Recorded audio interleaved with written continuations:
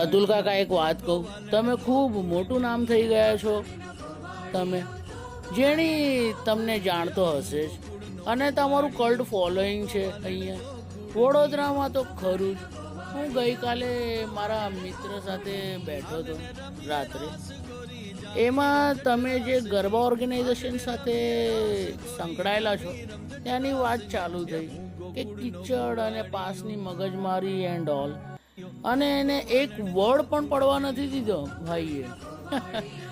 તરત જ એ બોલ્યો એમાં એમનો શું વાક એન્ડ બ્લા બ્લા અને બીજું ઘણું બધું. એટલે મેં એ વાત છોડી દીધી. પણ દર વર્ષે કંઈ ને કંઈક મગજમારી તો હોય છે, એ વાત પણ સાચી છે દાદા. એમાં કશે ને કશે ઓર્ગેનાઇઝેશનને પણ એ પ્રોટેક્ટ કરતો દેખાયો. જે ઓર્ગેનાઇઝેશનને તમે રિપ્રેઝન્ટ કરો છો, વરસાદ પડ્યો એમાં એમનો શું વાક એન્ડ ઓલ. અને એવા લાખો લોકો છે જે તમને બ્લાઇન્ડલી તમને પ્રેમ કરે છે, અને આ ખૂબ મોટી રિસ્પોન્સિબિલિટી છે દાદા. તમે ગરબા ગાઓ છો ત્યારે લાખો લોકોને મોહી લો છો. એ દેવી શક્તિ કહો કે સરસ્વતી પ્રસન્ન છે તમારા પર. પણ હા, ઘોડાપુર તો હોય જ છે, અને લોકો બ્લાઇન્ડલી લવ કરે છે તમને. મારો ભાઈ પણ કિચડમાં રમી આવ્યો હતો તે દિવસે, પણ તમને પડવા નથી દીધો એને. ખૂબ મોટી રિસ્પોન્સિબિલિટી છે દાદા તમારા પર. અને આપણે તો setting.com વાળા છે, જ્યાં સેટ થઈ જાય ફ્રી પાસનું ત્યાં વહી જઈએ છીએ. ખાતો ડેલી પાસીસ જિંદાબાદ.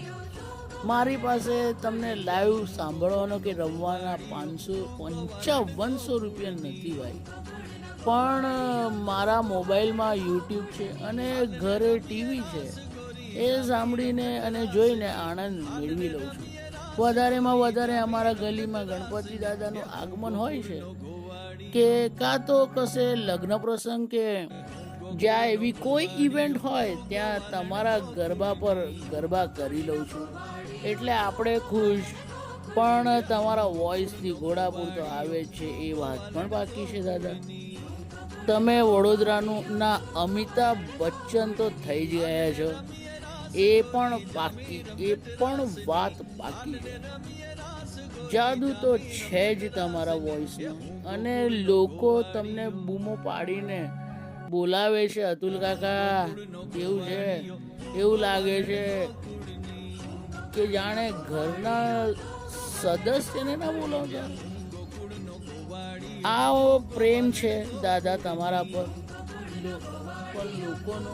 અને માં અંબા અને સરસ્વતી તમને આવો જ ખૂબ ખૂબ આશીર્વાદ આપે, અને લોકોનો સ્નેહ વરસતો રહે તમારા પર, એવી મારી પ્રભુને પ્રાર્થના છે.